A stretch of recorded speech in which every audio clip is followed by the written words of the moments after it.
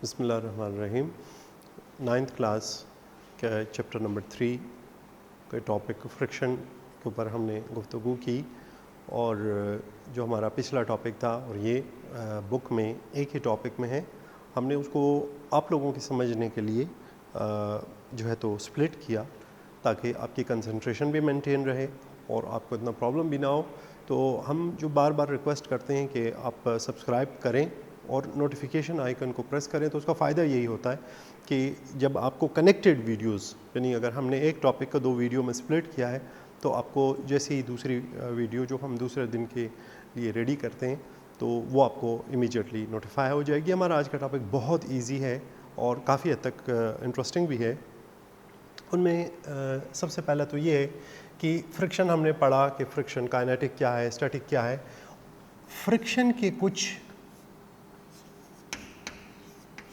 हम ये अब समझ चुके हैं कि फ्रिक्शन एक फोर्स है जो मूवमेंट को या तो सिरे से पैदा ही नहीं होने देती और या अगर हो चुकी है तो उसको रोकने की कोशिश करती है। उसके कोई एडवांटेजेस भी हैं या नहीं है। तो सबसे पहले हम फ्रिक्शन के एडवांटेजेस को देखते हैं।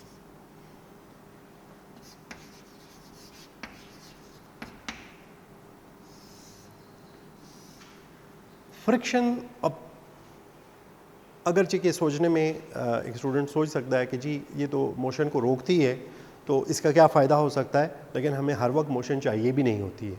फॉर एग्ज़ाम्पल, अगर आप गाड़ी में बैठे हैं और आप अपनी किसी मंजिल की तरफ, किसी पार्किंग किसी पिकनिक पे जा रहे हैं, तो जब आप जहाँ पे आपने पिकनिक करनी है वहाँ पहुँच गए तो ये नहीं है कि अब गाड़ी आपको इससे आगे ले जाए, तो आप चाहते हैं कि वहाँ पे रुके। सो पहले आज का एडवांटेज ये है कि stops the motion when desired। जब आप चाहें तो फ्रिक्शन आगे बढ़ती है और मोशन को स्टॉप कर देती है। अभी हमने बात की कि ये जो है तो मोशन को प्रोड्यूस होने से रोकती है, तो अब हर दफ़ा तो मैं नहीं चाहूँगा कि मोशन प्रोड्यूस हो। फॉर एग्ज़ाम्पल, अगर मैंने अब इस चॉक को पकड़ा हुआ और ये मेरे हाथ से स्लिप कर जाता है तो this piece of chalk is of no use to me. मैं तो ये चाहता हूँ कि इसको होल्ड कर सकूँ। सो हेल्प्स, यानी फ्रिक्शन है ये हेल्प करती है इन रिटेनिंग या होल्डिंग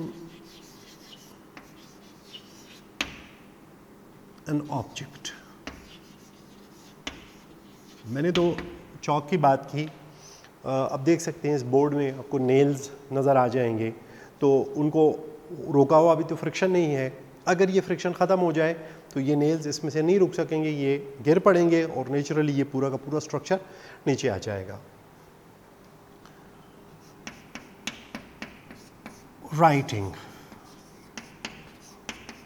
आपने महसूस किया होगा कि अगर आपके पेज के ऊपर 1-2 ड्रॉप्स ऑयल के, या अगर आपने कोई ऑयली चीज़ खाई है और उसके बाद आपने लिखना शुरू किया है, तो जब आपके पेज के ऊपर ऑयल लग जाए तो फ्रिक्शन उसमें ख़त्म हो जाती है and you can't right.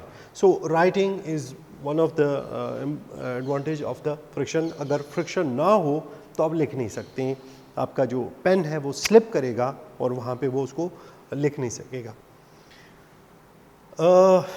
There are few other advantages of friction जो अगर आप अपने माइंड से सोचें तो you can get. There are certain, और one very important I would like to mention, match stick,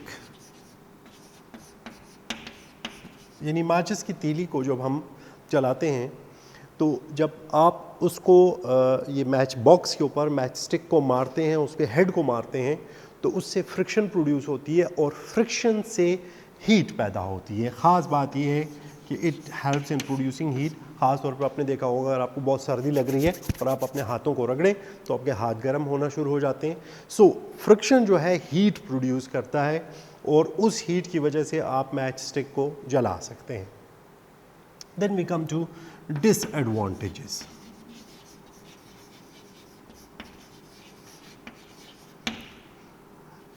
देखिए फ्रिक्शन के चंद एक अगर हम अनकंट्रोल रखें तो वो डिसएडवांटेजेस भी कॉज करता है। नंबर 1, अभी हमने बात की कि मैच स्टिक यानी फ्रिक्शन की वजह से हीट प्रोड्यूस होता है, तो इसका डिसएडवांटेज ये है कि ये हीट कभी कभी अनडिजायर्ड होती है। Heat causes wastage of fuel। हमने गाड़ी में जो पेट्रोल डाला है वो इसलिए नहीं डाला कि उसे हीट प्रोड्यूस हो, उससे हम काइनेटिक एनर्जी प्रोड्यूस करना चाहते हैं, उससे हम मोशन प्रोड्यूस करना चाहते हैं। लेकिन जब उसमें अननेसेसरी हीट प्रोड्यूस होना शुरू हो जाती है तो हमारी जो काफ़ी एनर्जी जो हमने उसको दी है, और ज़रूरी नहीं है कि वो पेट्रोल में हो, अगर आप इलेक्ट्रिक कार्स की भी बात कर लें तो वो भी हीट अप होती हैं, उनमें भी गर्माइश पैदा होती है। आप पंखे को हाथ लगा लीजिए, उसमें भी फ्रिक्शन की वजह से हीट प्रोड्यूस होती है। सो जब भी हीट प्रोड्यूस होती है तो वो हीट बहुत सारी हमारी एनर्जी, चाहे वो ऑर्गेनिक फ्यूल है या वो इलेक्ट्रिकल एनर्जी है या दूसरी किस्म है, उसमें वो हमारी काफ़ी सारा, तो नेचुरली वो जो उसकी कॉस्ट होती है वो बढ़ जाती है। दूसरा, वियर एंड टियर। आपने देखा होगा कि जैसे जैसे गाड़ियाँ चलती हैं, ख़ास तौर पे जहाँ पे पुलीज़ होती हैं, तो उसके जो ग्रूव्स होते हैं, उसके जो दंदाने होते हैं, वो आहिस्ता आहिस्ता घिसते चले जाते हैं। और जो बच्चे बाइसाइकिल चलाते हैं या जिनके पास मोटर बाइक्स हैं, वो जानते हैं कि आपको लगभग साल 1.5 साल के बाद, डिपेंडिंग आप कैसे चलाते हैं, आपको उनका पूरा जो चेन और जो पुलीज़ का जो सेट है वो आपको चेंज करना पड़ता है। सो नेचुरली एक तो ये होता है कि उसकी परफॉर्मेंस गिरना शुरू हो जाती है, और दूसरा आपको एक्स्ट्रा कॉस्ट बेयर करना पड़ती है। तो ये इसके दो जो डिसएडवांटेजेस हैं, दो मेन डिसएडवांटेजेस हैं। अब the third thing is how can we reduce the friction।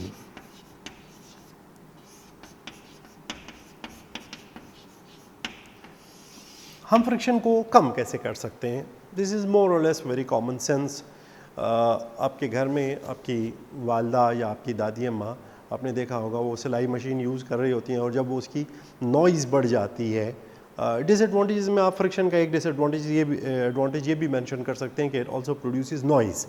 Unnecessary noise पैदा होती है, तो जितनी बेकार गाड़ी होगी, जितनी पुअर होगी, तो उसमें नॉइज़ भी प्रोड्यूस होगा। सो इसमें एक चीज़ ये होता है, वो जब उसमें साउंड इफेक्ट आना शुरू हो जाता है, बहुत तेज़ आवाज़ आना शुरू हो जाती है, और वो जो साइकिल है, वो साइकिल से ज़्यादा कोई म्यूज़िकल इंस्ट्रूमेंट नज़र आना शुरू हो, तो आपको जो मिस्त्री है या आपकी जो दादी हैं, वो भी आपको कहेंगी कि बेटा थोड़ा सा जो है वो ऑयल ले आओ, कि वो इस्त्री ये अपना मशीन के अंदर डाल दें। तो जो मशीन में डाल देते हैं तो नेचुरली उसकी आवाज़। So one method is oiling and greasing. Grease हम जानते हैं थिक सा लिक्विड है, आमतौर पे पेट्रोलियम वगैरह की सफाई के दौरान हमें ऑब्टेन होता बेसिकली क्या है कि ये दो पार्ट्स के दरमियान लेयर बना देता है। मैंने पहले भी आपसे जिक्र किया कि अगर आप कैरम बोर्ड खेलते हैं तो उसके ऊपर बोरिक पाउडर और कुछ नहीं तो टेल्कम पाउडर ही डाल दीजिए, तो वो जो उसके अंदर रफनेस होती है उसको फिल कर देता है और उस सरफेस को स्मूथ करता है। सो ऑयल दो पार्ट्स के दरमियान एक थिन सी लेयर बना लेता है, एक फिल्म बना लेता है, एक तह बना लेता है, और वो चीज़ जो है वो पार्ट्स को एक दूसरे के ऊपर स्लाइड करने में हेल्प करती है। सो एक तो बड़ा कॉमन मेथड है। दूसरा, हम उनकी सरफेस को स्मूथ बनाते हैं। आपने देखा होगा कि अक्सर वो घर के जो कुंडे होते हैं जो कि स्टेनलेस स्टील से बने होते हैं, चमक रहे होते हैं, उनमें शाइन होती है, आप उनको खोलें और बंद करें, बड़े स्मूथली खुलते और बंद होते हैं। और बाज़ ऐसे होते हैं कि अगर आप अपने घर का दरवाज़ा बंद कर रहे हैं तो 2 महल्ले दूर भी लोगों को पता चल रहा होता है कि इस घर को बंद किया जा रहा होता है, क्योंकि वो स्मूथ नहीं होते हैं, वो रफ़ होते हैं एज अ रिज़ल्ट उसमें।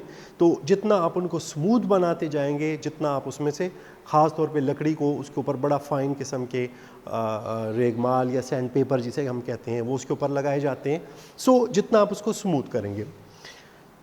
एक बहुत इम्पॉर्टेंट और बड़ा एफिशिएंट मेथड जो है वो है कन्वर्टिंग स्लाइडिंग फ्रिक्शन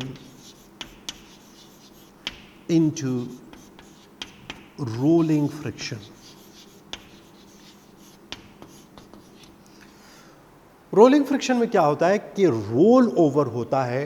इसमें ख़ास बात जो समझने की होती है वो ये है कि अगर ये हमारे पास एक सरफेस है और ये इसके ऊपर कोई स्फेयर है, जब ये रोल होता है एक तो उसका कांटेक्ट एरिया बहुत कम हो जाता है, दूसरी बात ये घिसटता नहीं है बल्कि इसके ऊपर जो है तो लुढ़कता चला जाता है, रोल ओवर करता जाता है।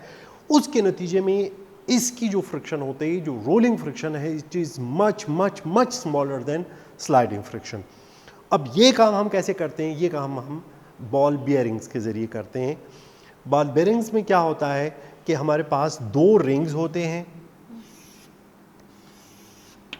और दरमियान वाले अंदरूनी रिंग और बैरूनी रिंग के दरमियान कुछ छर्रे जिनको हम बॉल्स कहते हैं, जिसकी वजह से इसका नाम पड़ता है, इसको बॉल बियरिंग कहा जाता है। अब होता यह है कि जब ये आउटर सरफेस या इनर सरफेस, आप जिसको भी मर्जी चाहे घुमाएं, इनकी ये जो दो सरफेसेस हैं ये आपस में इन कांटेक्ट नहीं होती हैं बल्कि इनके ऊपर बॉल्स पड़े होते हैं जो कि रोल ओवर करते हैं और उनकी रोलिंग के नतीजे में ये बड़ा स्मूथली होता है। इसी की वजह से आप अगर देखें तो बहुत बड़ी मोटर कार को एक शख्स भी धक्का लगा सकता है just because of these ball bearings. So the third method is converting sliding friction into rolling friction और इस तरीके से हम फ्रिक्शन को अपनी मर्ज़ी से रिड्यूस कर सकते हैं। हम फ्रिक्शन को कॉन्टैक्ट सरफेसेस को मूवेबल करके भी कर सकते हैं, जैसा कि हम ब्रेकिंग में करते हैं। जब हम गाड़ी को ब्रेक लगाते हैं, इंशाल्लाह हमारे आगे जो अगले आने वाले चैप्टर्स हैं उसमें ये हाइड्रोलिक सिस्टम के अंदर हम इसको डिस्कस भी करेंगे, लेकिन जो हमारे व्हील हैं, पहिए हैं, उनके अंदर कुछ इस किस्म के ब्रेक शू या ब्रेक लेदर्स होते हैं। इंशाल्लाह वहाँ पे हम इसको डिटेल में डिस्कस करेंगे।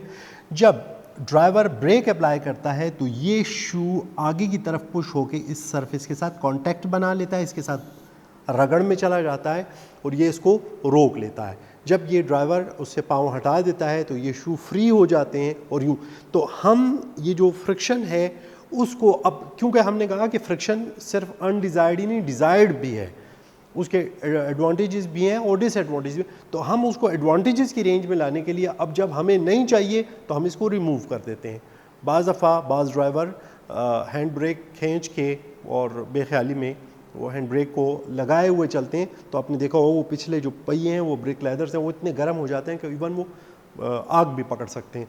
सो we can convert sliding friction to rolling, और स्लाइडिंग फ्रिक्शन को भी हम जब चाहते हैं कि हो और जब चाहते हैं कि ना हो, तो इसके ज़रिए हम ब्रेक लेदर्स का जो मुख्तलिफ सिस्टम है, दिस इज़ ऑल इंजीनियरिंग जो आप अपने माइंड से जनरेट करते हैं।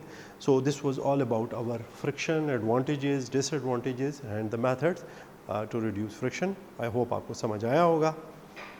Wish you best of luck in your exam and understanding physics. Thank you very much.